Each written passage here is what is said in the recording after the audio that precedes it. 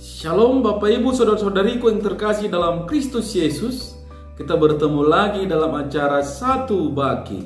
Sapaan Tuhan bagi kita hari ini Senin tanggal 13 Juni tahun 2022. Namun sebelumnya mari kita bersatu di dalam doa.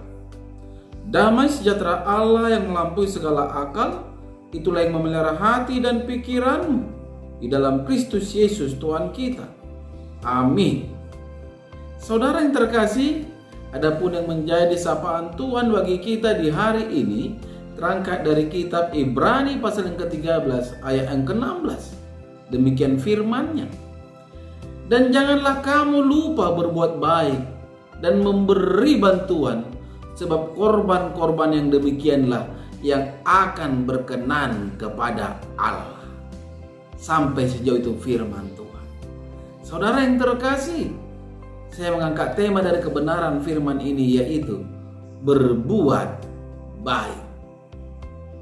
Saudara yang terkasih dalam Kristus Yesus, setiap orang pasti diperhadapkan pada pergumulan-pergumulan hidup.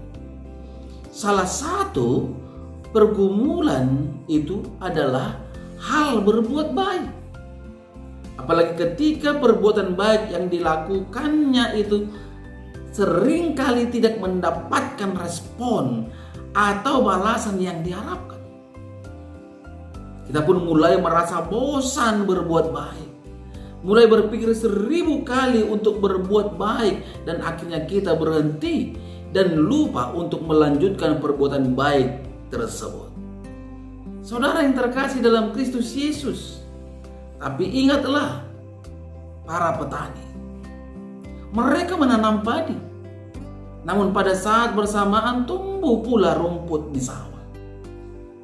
Namun andaikan petani itu menanam rumput, ingatlah ia tidak akan pernah mendapati padi turut tumbuh di sawah.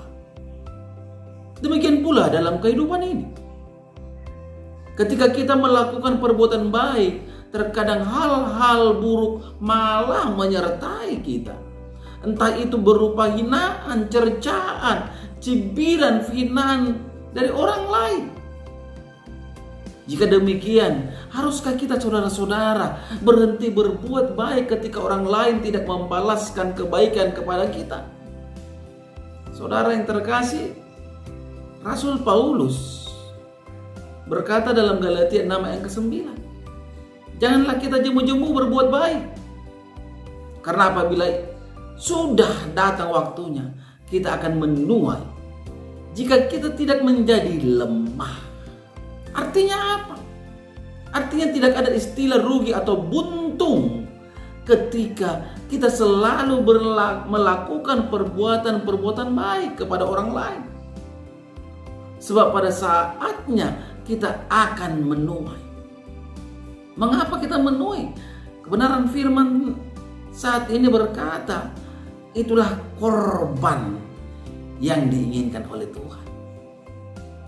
Saudaraku yang terkasih, sebagai orang percaya, berbuat baik adalah harus menjadi gaya hidup kita.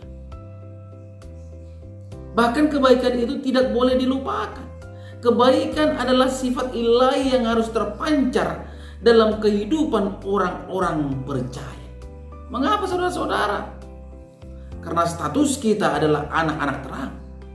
Di mana firman-Nya berkata dalam Efesus 5 ayat 8 sampai 9, sebab itu hiduplah sebagai anak-anak terang, karena terang hanya berbuahkan kebaikan dan keadilan dan kebenaran. Tuhan itu baik adanya saudara-saudara.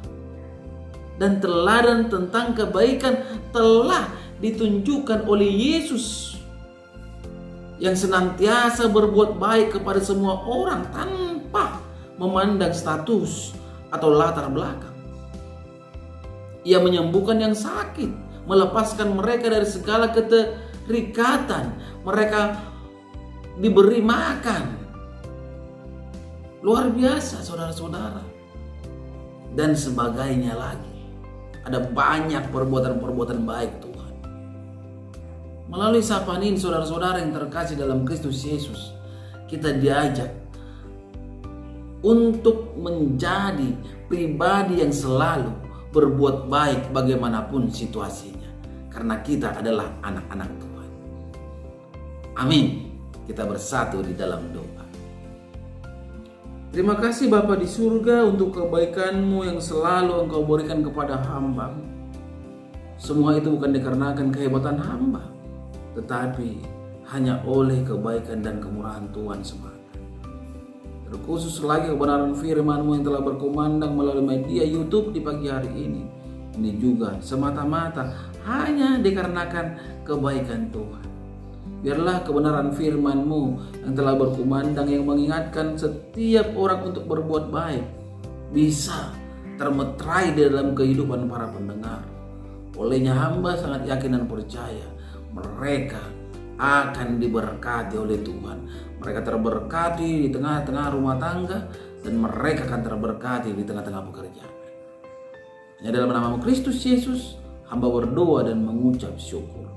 Amin. Salam buat kita semua. Salam sehat.